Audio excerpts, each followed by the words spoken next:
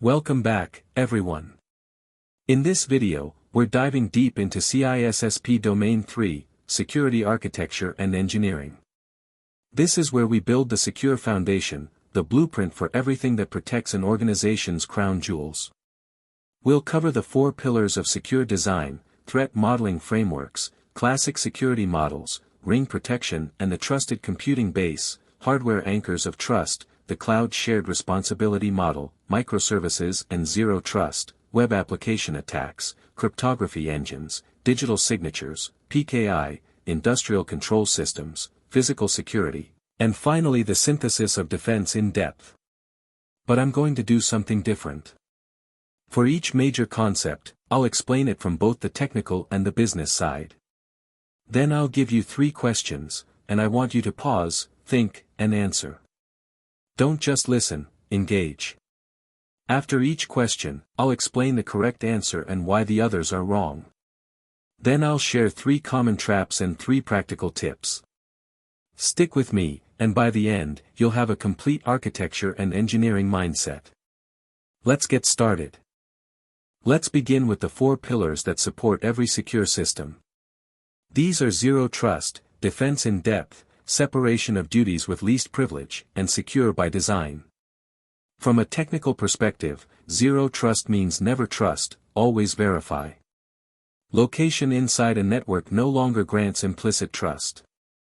Every access request is authenticated and authorized.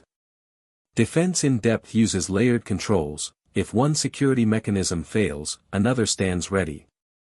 Separation of duties breaks critical tasks across multiple users to prevent fraud, and least privilege grants only the minimum access needed. Secure by design means building security into the foundation. Systems must ship secure and fail securely. From a business perspective, these pillars reduce risk, protect against insider threats, and ensure that security is not an afterthought. Organizations that follow these principles recover faster from breaches and spend less on reactive fixes. Now, let's test your understanding. Here's the first question. Pause the video, think carefully, then come back. A company implements multiple security controls, a firewall, an intrusion detection system, and antivirus software. They also require users to authenticate at every step, even inside the network. Which 2 pillars are being demonstrated? A. Zero trust and separation of duties. B. Defense in depth and zero trust. C. Secure by design and least privilege. D. Separation of duties and defense in depth. Pause now. Welcome back. The correct answer is B. Defense in depth is shown by the layered controls, firewall, IDS, antivirus. Zero trust is shown by requiring authentication even inside the network. Separation of duties is not mentioned. Secure by design is about building security in from the start, not about multiple layers. Here's question 2. A developer wants to add a new feature to an existing system. The security team requires that the feature include input validation, error handling that does not expose system details, and access controls that follow the principle of least privilege.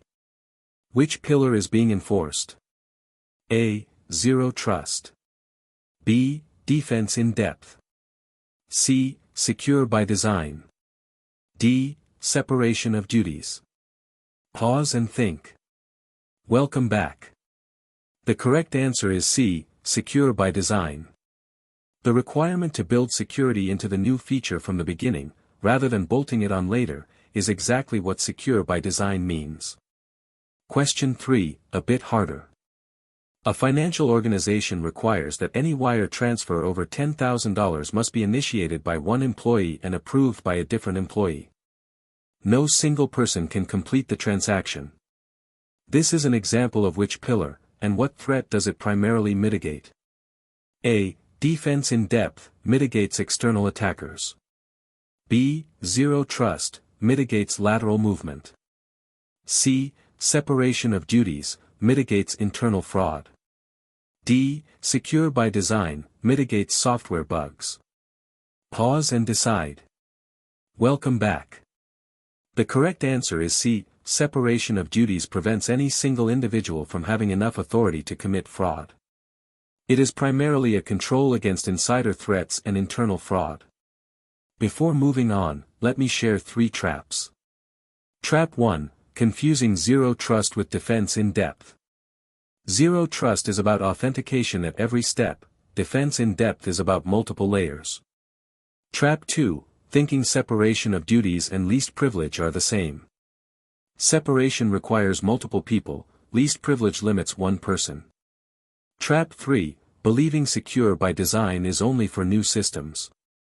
Even existing systems can be refactored. And here are 3 tips to lock this in. Tip 1. Memorize the 4 pillars: zero trust, defense in depth, separation of duties, secure by design. Tip 2. On the exam, if you see multiple layers, think defense in depth. If you see authentication everywhere, think zero trust. If you see 2 people needed to authorize, think separation of duties. If you see security built into development, think secure by design. Tip 3. Great job so far, keep that momentum. Now, let's talk about how we systematically identify and prioritize threats. Threat modeling frameworks give us a structured way to think like an attacker. The 3 most popular frameworks are Stride, Dread, and PASTA. I will present each one completely, then summarize how they differ.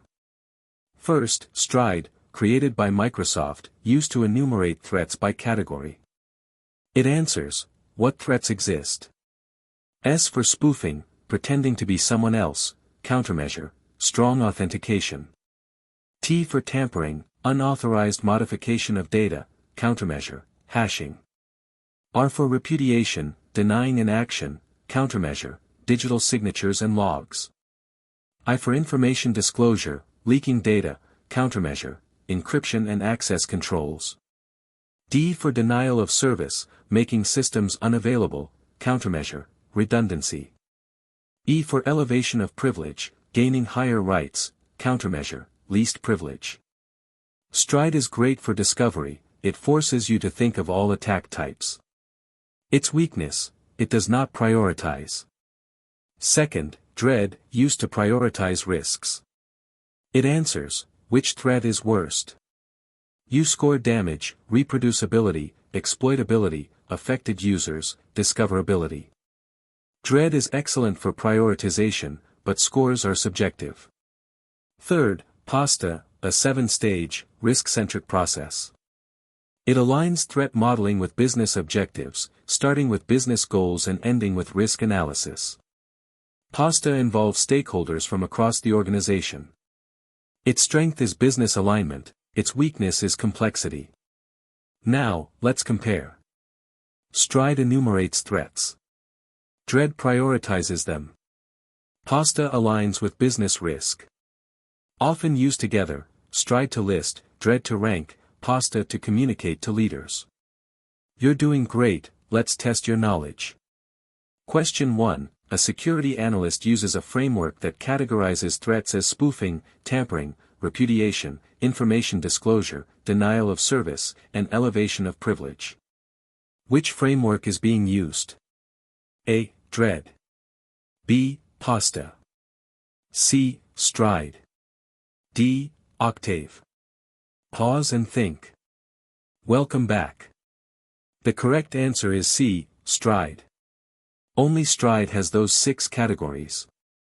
Question 2. A risk team calculates a score using damage, reproducibility, exploitability, affected users, discoverability, then ranks threats. Which framework? A. Stride. B. Dread. C. PASTA. D. MITRE ATT and CK. Pause. Welcome back. The correct answer is B. Dread. The acronym gives it away. Question 3, harder. A security architect needs a threat modeling framework that aligns with business objectives, involves cross-functional stakeholders, and produces actionable risk information for both technical and non-technical audiences. Which is most appropriate? A. Stride. B. Dread. C. PASTA. D. CVSS. Pause. Welcome back. The correct answer is C, pasta. It is the most comprehensive and business-aligned. Now, 3 traps. Trap 1, using dread to enumerate threats, you need stride first. Trap 2, thinking pasta is only for technical experts, it's for everyone. Trap 3, forgetting threat modeling is ongoing. 3 tips, memorize stride categories, treat dread as relative, not absolute, choose pasta when talking to business leaders. You're building real expertise, keep going. Let's explore the classic security models that define how information flows in secure systems, Bell-LaPadula, Biba, Clark-Wilson, and Brewer-Nash. I'll explain each fully, then compare them.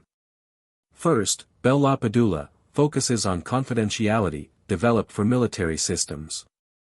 2 rules, simple security rule, no read up, a subject cannot read an object at a higher classification. Star property, no write down, a subject cannot write to a lower classification. This prevents leaking secrets. Strength, confidentiality. Weakness, ignores integrity and availability. Second, Biba focuses on integrity, inverse of Bell-LaPadula.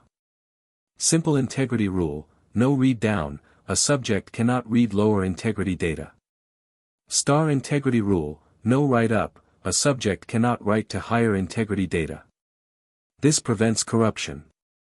Strength, integrity. Weakness, ignores confidentiality. Third, Clark-Wilson, also for integrity, but designed for commercial applications like banking. Uses well-formed transactions, users cannot modify data directly, they must use certified programs. Also uses separation of duties, no single user can violate integrity. More practical than Biba for transaction systems. Fourth, Brewer-Nash, the Chinese wall model. Prevents conflicts of interest by dynamically segregating data. If you access client A's data, you cannot later access competitor B's data. Strength, insider abuse prevention. Weakness, requires real-time tracking. Now, compare them. Bell-LaPadula for confidentiality, no read up, no write down. Biba for integrity, no read down, no write up. Clark-Wilson for integrity with transactions. Brewer-Nash for conflict of interest. On the exam, military secrets. Bell-LaPadula. Financial integrity. Biba or Clark-Wilson, Clark-Wilson for transactions. Competing clients. Brewer-Nash. Let's test you. Question 1. A military system prevents secret information from being leaked to unclassified personnel.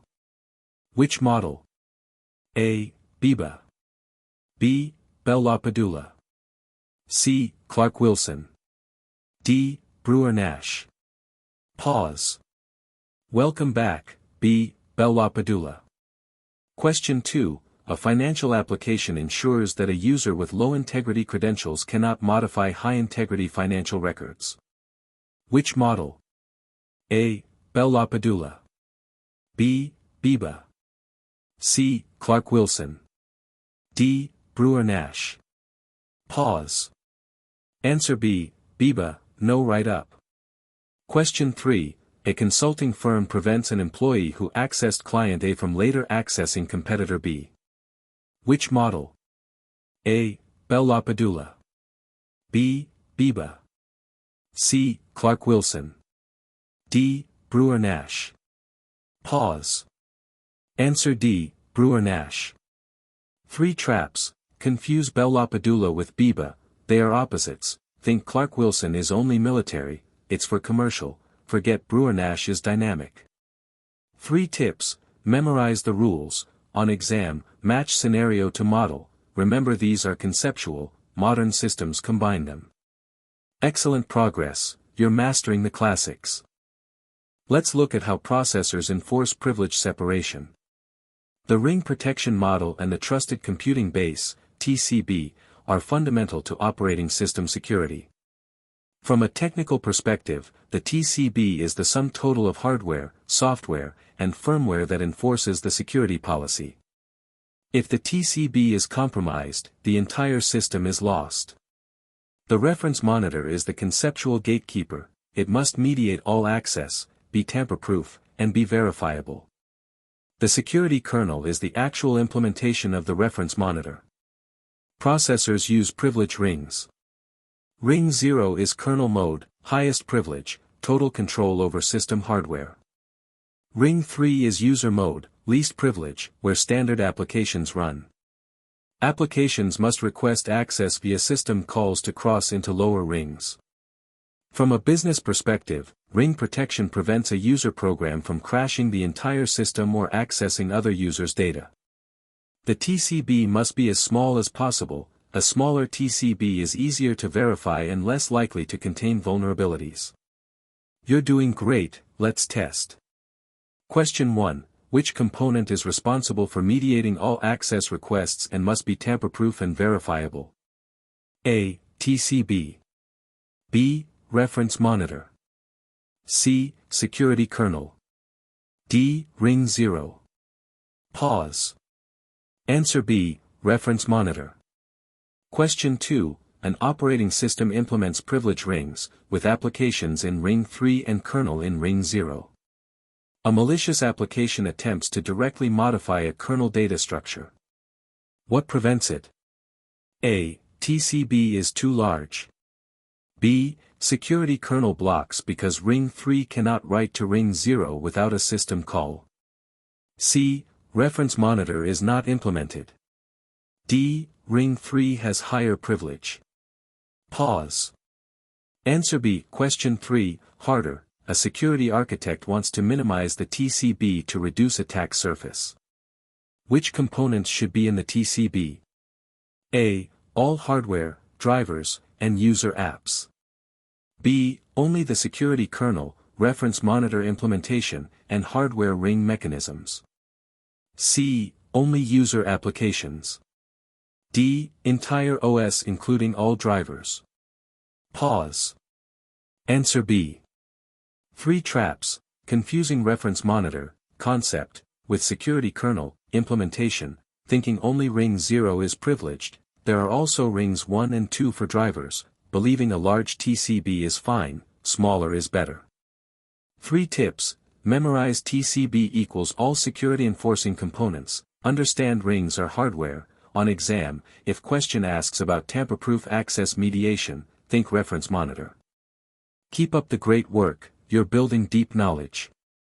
Let's talk about 2 hardware devices that anchor trust at the lowest level, the Trusted Platform Module, TPM, and the Hardware Security Module, HSM. From a technical perspective, the TPM is embedded directly on the motherboard. It validates platform integrity during the boot sequence, measured boot. It enables 2 key functions, binding, encrypting data to a specific TPM, and sealing, decrypting only if the system state is verified. The HSM is a standalone, tamper-resistant hardware appliance.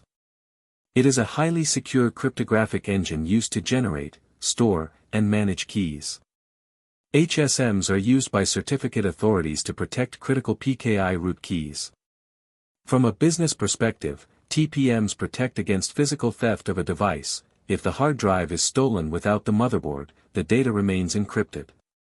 HSMs protect the most sensitive keys and are required for many compliance standards like PCI DSS.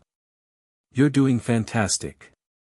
Question 1. Which hardware device is soldered to the motherboard and validates the boot process? A. HSM.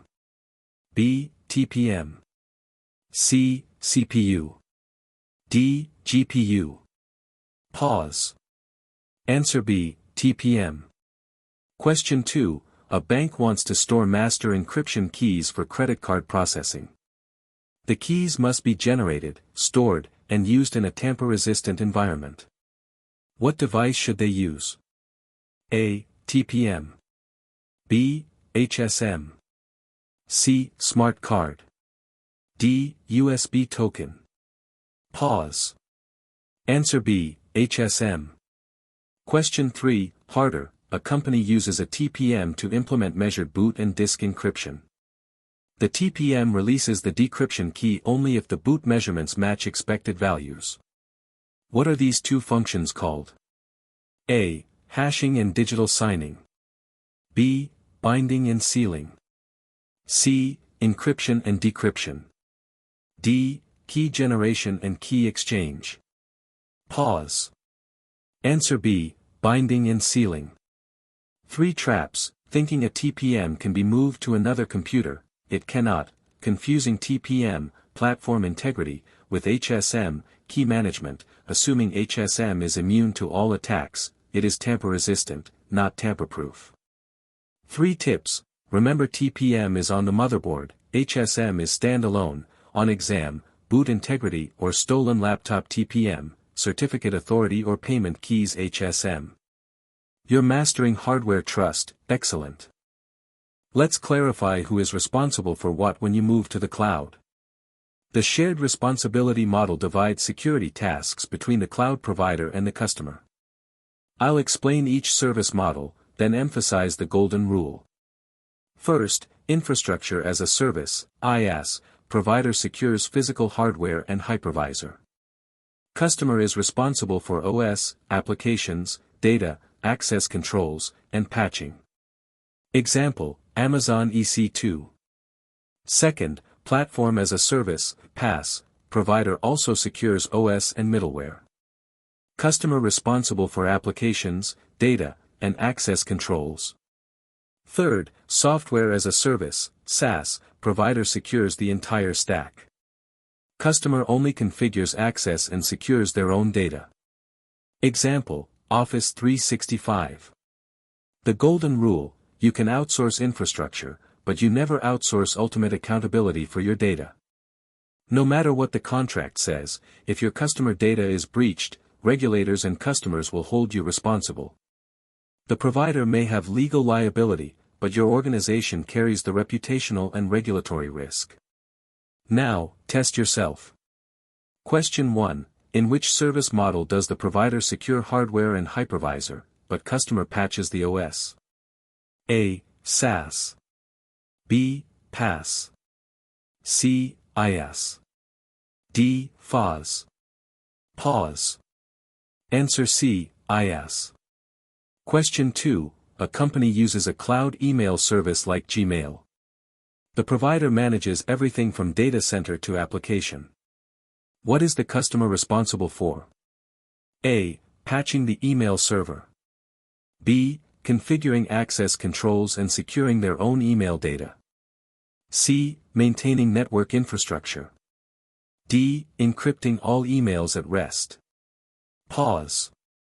Answer B. Question 3. Hard. A company stores sensitive data in a cloud database, PaaS. A vulnerability in the customer's application allows SQL injection that exfiltrates data. Who is accountable to the affected customers? A. The cloud provider. B. The customer. C. Both equally. D. The attacker. Pause. Answer B. The customer. Golden rule applies, accountability stays with the data owner. 3 traps. Assuming provider is responsible for everything, thinking accountability can be outsourced, forgetting SaaS customers still have responsibilities. 3 tips. Memorize dividing line, IaaS, customer does OS and above, PaaS, customer does app and data, SaaS, customer does data and access. On exam, if data breach occurs, answer emphasizes customer retains accountability. Repeat the golden rule, you can outsource infrastructure, never accountability. You're crushing it, keep going. Let's explore how modern architectures shift from monolithic applications to microservices, and how zero trust principles apply inside the perimeter. From a technical perspective, monolithic applications are single, massive codebases where all functions are tightly coupled. Microservices are independent, loosely coupled services that communicate via APIs. This allows teams to deploy, scale, and update each service independently. Microsegmentation applies zero trust inside the perimeter, wrapping security controls around individual workloads to rigorously limit lateral movement. In a traditional flat network, if an attacker compromises one server, they can move sideways to others. With microsegmentation, each workload is isolated. The goal: reduce the blast radius. The blast radius is the extent of damage when a security failure occurs. In a monolithic system, a single breach can bring down everything. In a microservices architecture with microsegmentation, the blast radius is limited to the compromised service. The infection is isolated both physically, through network segmentation, and logically, through authentication and authorization between services. Trust is never assumed, every API call must be authenticated and authorized, even within the same environment. From a business perspective, reducing the blast radius improves resilience and limits financial losses. You're doing great. Question 1. What is the primary security advantage of microservices over a monolithic architecture? A. Faster development. B. Reduced blast radius. If one service is compromised, others remain isolated. C. Lower cost. D. Easier debugging. Pause. Answer B. Question 2. An organization implements zero trust inside its data center by applying security policies to individual containers rather than just the perimeter. What is this technique called? A. Monolithic segmentation. B. Microsegmentation. C. Air gapping. D. Containerization. Pause. Answer B. Microsegmentation. Question 3. Harder. An attacker compromises one container in a microservices architecture with microsegmentation. How does the architecture prevent lateral movement? A. All containers are on the same network segment. B. Microsegmentation requires authentication and authorization for every API call between services. C. Monolithic design allows free communication. D. Containers are stateless. Pause. Answer B. 3 traps. Thinking microservices are automatically secure, they introduce new attack surfaces. Assuming zero trust only applies to external access, it applies everywhere, forgetting to measure blast radius. 3 tips. Remember the goal: reduce blast radius. On exam, independent services plus isolated workloads, microservices and microsegmentation. Zero trust is not just network, it applies to APIs and data. You're building a modern security mindset. Excellent. Let's examine 3 common web application attacks: cross-site scripting, XSS, cross-site request forgery, CSRF, and SQL injection, SQL. These are top of the OWASP list and heavily tested. I'll explain each attack, then focus on the primary mitigation that applies to all of them. First, XSS targets the user's browser. Attacker injects malicious scripts into a trusted website. When a victim views the page, the script executes, stealing cookies or credentials. Mitigation, output encoding and content security policy. Second, CSRF targets the server's trust in the browser. Attacker tricks an authenticated user into sending an unwanted request, e.g., money transfer. The server sees the valid session cookie and processes it. Mitigation, anti-CSRF tokens. Third, SQL targets the database. Attacker inserts malicious SQL code into a query, bypassing application logic. Example, or 1 equals 1. Mitigation, parameterized queries, prepared statements.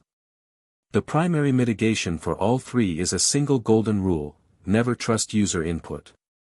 Enforce strict server-side input validation, use parameterized queries for SQL, output encoding for XSS, anti-CSRF tokens for CSRF. Client-side validation is not sufficient, attackers bypass it. Now, test yourself. Question 1. An attacker injects a script into a comment section that steals session cookies when others view the comment. What attack? A. SQL.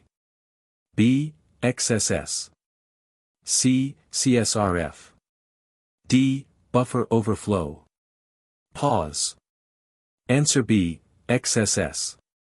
Question 2. A developer uses string concatenation to build a SQL query, select asterisk from users where username equals, plus username plus, single quote. Attacker enters admin. What is the attack and mitigation? A. XSS, output encoding. B. CSRF, anti-CSRF tokens. C. SQL, parameterized queries. D. Buffer overflow, bounds checking. Pause. Answer C. Question 3, harder, a bank's website allows transfers. Attacker crafts a link that, when clicked by an authenticated user, submits a transfer without their knowledge. The server processes it because it sees a valid session cookie. Which attack and mitigation? A. XSS, output encoding. B. CSRF, anti-CSRF tokens. C. SQL, parameterized queries. D. Session hijacking, regenerate session IDs. Pause. Answer B. 3 traps, thinking client-side validation is sufficient, it's not, confusing XSS, script and browser, with CSRF, forged request, believing escaping input is as good as parameterized queries, it's error-prone. 3 tips, remember never trust user input, on exam, string concatenation in query SQL, script injection XSS, forged request with valid session CSRF. You're mastering web security, keep it up. Let's talk about the 2 main types of cryptography, symmetric and asymmetric.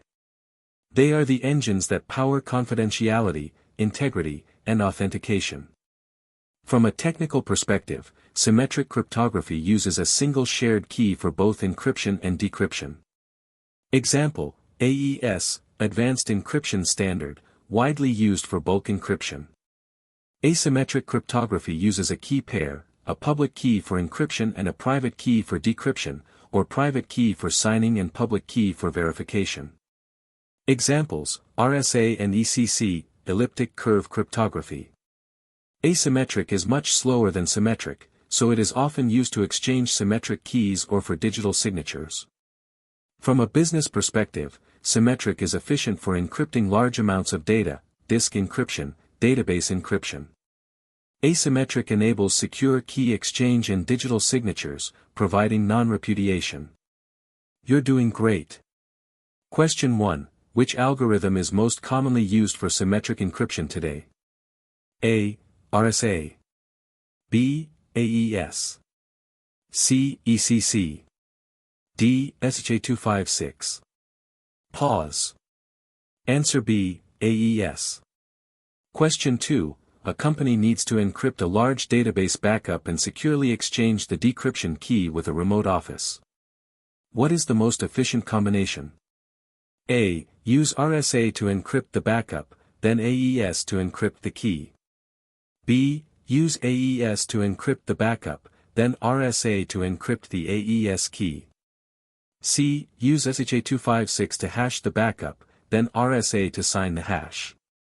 D. Use ECC for both encryption and key exchange. Pause. Answer B. Hybrid cryptosystem. Question 3, harder. Which statement about ECC, elliptic curve cryptography, is true? A. ECC is symmetric.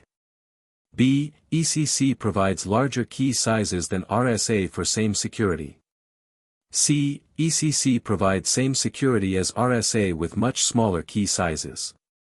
D. ECC is only used for hashing. Pause. Answer C. 3 traps, thinking asymmetric is faster than symmetric, it's not, confusing hashing with encryption, believing RSA and ECC are interchangeable for all uses, ECC is more efficient but RSA is more widely supported. 3 tips, memorize common algorithms, symmetric, AES, asymmetric, RSA/ECC, hashing, SHA-2, on exam, bulk encryption symmetric, key exchange or signatures asymmetric, remember the hybrid approach. Excellent progress, you're becoming a crypto expert. Let's see how digital signatures provide integrity, authenticity, and non-repudiation. The process uses hashing and asymmetric encryption in 3 steps. Step 1, hashing, integrity. The message is run through a hash algorithm, e.g., SHA-2, to create a fixed-size digest. This proves the message hasn't been altered. Step 2, Encryption, Authenticity. The sender encrypts the hash digest with their own private key. This creates the signature. Step 3, Verification, Non-repudiation. The receiver decrypts the signature using the sender's public key. If it matches the recalculated hash, the sender cannot deny sending it. From a business perspective, digital signatures are legally binding in many jurisdictions. They are used for contract signing, software distribution, and secure email. They ensure that the message came from the claimed sender and was not modified. Now, test yourself. Question 1. What is the purpose of hashing in a digital signature? A. To encrypt the message. B. To create a fixed-size digest that represents the message, ensuring integrity. C. To exchange the private key. D. To authenticate the sender. Pause. Answer B. Question 2. In a digital signature, which key does the sender use to create the signature? A. Receiver's public key. B. Receiver's private key. C. Sender's private key. D. Sender's public key. Pause. Answer C. Sender signs with own private key. Question 3. Harder. A user receives a digitally signed document. They verify using the sender's public key and recalculate the hash. The recalculated hash matches the decrypted signature. What does this prove? A. The document is confidential. B. The document has not been altered and the sender is authentic, non-repudiation.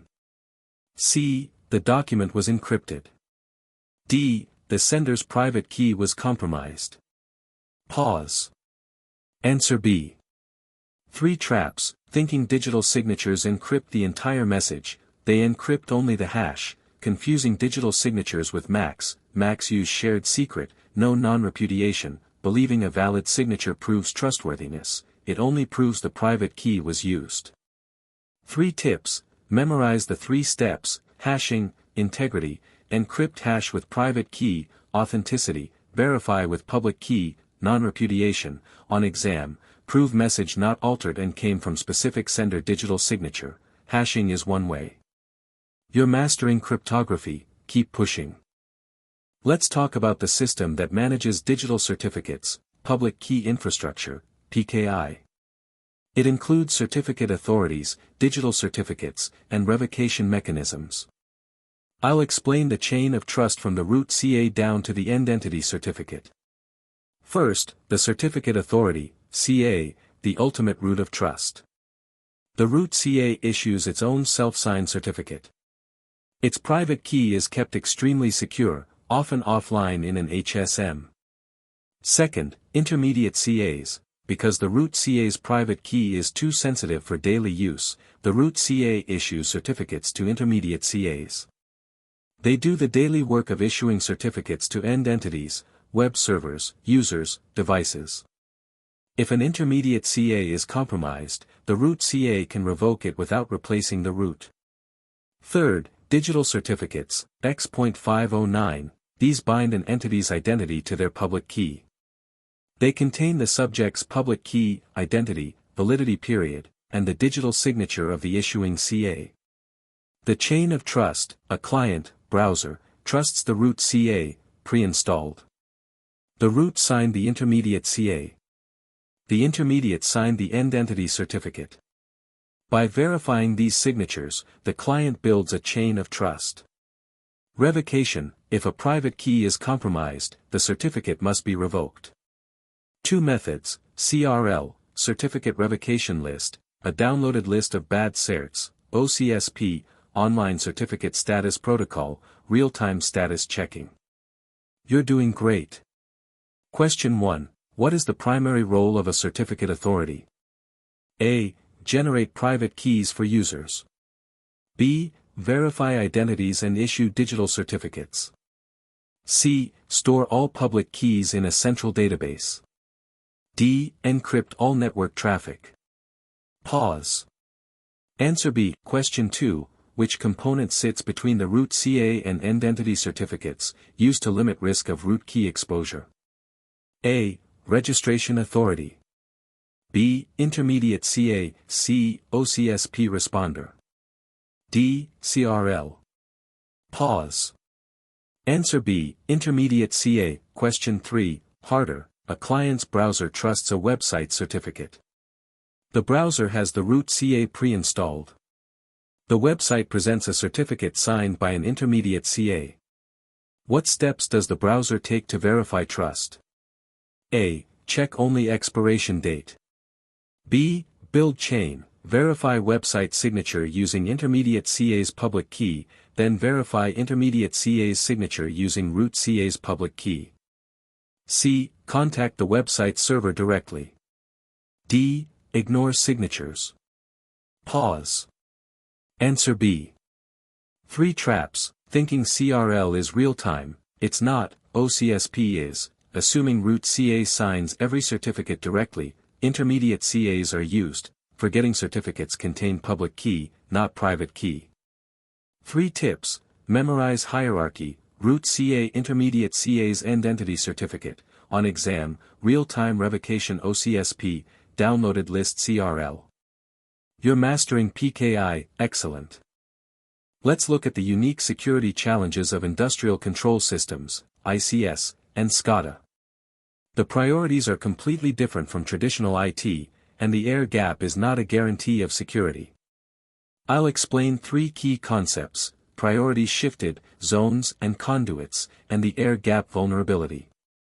First, priorities shifted. In ICS, safety and availability completely supersede confidentiality. Why? Because a process shutdown could cause physical damage, environmental harm, or loss of life. Patching strategies and security controls that work in IT, like frequent reboots, may be unacceptable in ICS. Second, zones and conduits. ICS networks often use legacy, unpatchable industrial protocols, e.g., Modbus. To contain risks, network segmentation uses the zones and conduits model, ISA/IEC 62443. A zone is a group of assets with similar security requirements. A conduit is a controlled communication path between zones. Traffic between zones is strictly limited. Third, the air gap vulnerability. An air gap means physical isolation, no network connection. Many assume this makes a system invulnerable. This is a myth. Physical vectors like infected USB drives bypass logical air gaps. The famous example, Stuxnet, 2010. The Iranian nuclear facility was air-gapped, but attackers introduced malware via an infected USB drive carried in by a contractor. Stuxnet then spread inside the network and damaged centrifuges. Lesson: an air gap is a control, not a guarantee. You must also control physical access and USB devices. You're doing fantastic. Question 1. In an ICS, which security objective is most important? A. Confidentiality. B. Integrity. C. Availability and safety. D. Non-repudiation. Pause. Answer C. Question 2. What is the primary method of network segmentation in ICS according to ISA/IEC 62443? A. Firewalls between IT and OT. B. Zones and conduits. C. Air gaps only. D. VLANs with no access controls. Pause. Answer B. Question 3. Harder. How did Stuxnet breach the air-gapped Iranian facility? A. Wireless vulnerability. B. Infected USB drive. C. Firewall misconfiguration. D. Supply chain attack on centrifuges. Pause. Answer B.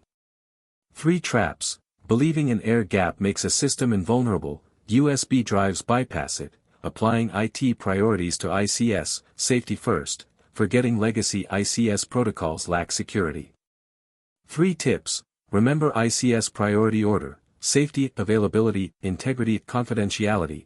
On exam, power plant or water facility ICS, answer prioritizes keeping system running safely, air gaps need physical controls too.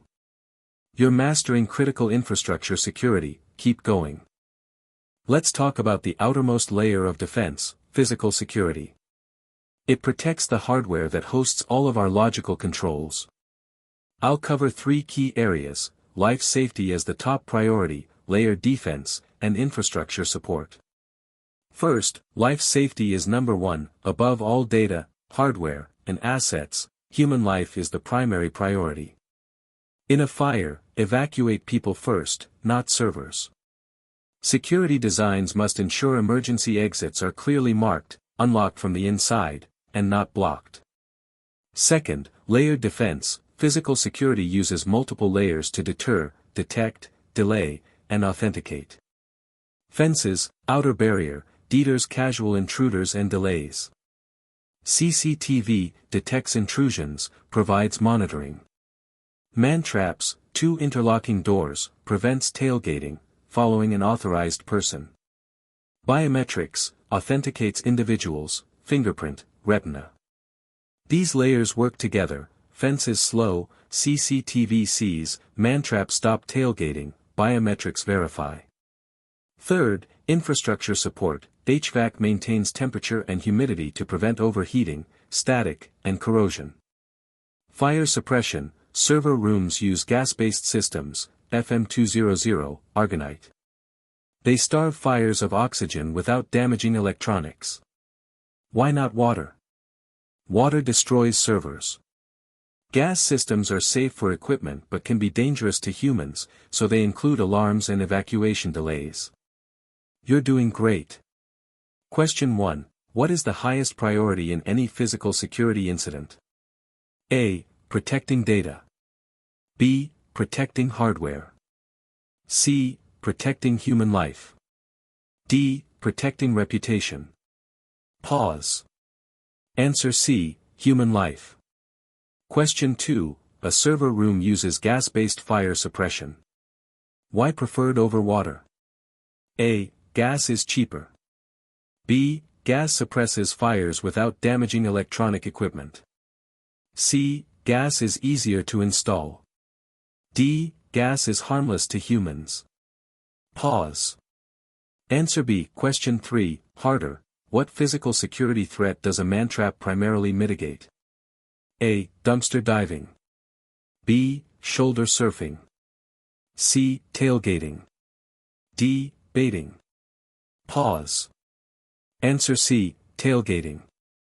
3 traps. Thinking environmental controls are optional, they're critical. Assuming all fire suppression is safe for humans, gas can displace oxygen. Forgetting physical security is layered, one control is not enough. 3 tips. Remember priority. Life safety, hardened perimeter detection, a delay, on exam, fire and server room gas-based suppression, man-traps prevent tailgating. You're building complete defense, excellent. Let's bring everything together. Security architecture is not a single tool, it is the harmonious integration of physical controls, logical configurations, and cryptographic mathematics. We have covered the 4 pillars: threat modeling, classic models, ring protection, TPM and HSM, cloud shared responsibility, microservices and zero trust, web attacks, cryptography, digital signatures, PKI, ICS, and physical security. Now, let's distill this into a single, actionable mindset. The CISSP mandate has 3 pillars. First, think like a risk manager. Every technical decision has a business impact. Ask, what is the risk? What is the cost? Balance security with business needs. Second, build security in, do not bolt it on. Security must be part of requirements, design, coding, testing, and operations. Third, never rely on a single point of failure. Defense in depth means layering controls, physical, logical, administrative, cryptographic. If one fails, others stand ready. The ultimate defense in depth is the integration of everything you have learned, fences and CCTV, but also microsegmentation and zero trust, TPMs and HSMs, but also PKI and digital signatures, Stride and Pasta, but also Bell LaPadula and Biba. It is layered, overlapping, and resilient. Now, one final test. Question 1. What is the central message of defense in depth? A. One strong control is better than many weak ones. B. Rely on a single firewall. C. Use multiple layers so that if one fails, others protect. D. Only physical security matters. Pause. Answer C. Question 2. A security architect designs a system with biometrics, guard, CCTV, mantrap, microsegmentation, TLS, and HSMs. Which principle is most directly applied? A. Least privilege. B. Separation of duties. C. Defense in depth. D. Single point of reliance. Pause. Answer C. Question 3. Hardest. A company implements microsegmentation, mandatory authentication for every service call, full disk encryption with TPM, PKI for code signing, and PASTA threat modeling. Which CISSP mandate is demonstrated? A. Build security in. B. Never rely on a single point of failure. C. Think like a risk manager. D. All of the above. Pause. Answer D. All of the above. 3 final traps. Thinking a single control is sufficient, bolting on security after a breach, forgetting to think like a risk manager. 3 final tips. Memorize the 3 mandates. On exam, overlapping controls defense in depth, authentication everywhere zero trust. You have now completed a masterclass on CISSP Domain 3, Security Architecture and Engineering. You learned the foundation of secure design, threat models, classic models, hardware anchors, cloud responsibilities, modern architectures, web attack mitigations, cryptography, digital signatures, PKI chain of trust, ICS priorities, physical layers, and the synthesis of defense in depth. Keep building security into every foundation. Never trust, always verify. Never rely on a single point of failure. Always think like a risk manager. I invite you to stay tuned for our next videos, where we will cover more CISSP domains. To those of you taking the exam soon, I wish you the very best of luck. Trust your preparation. Build secure systems. And go pass that exam. See you in the next video.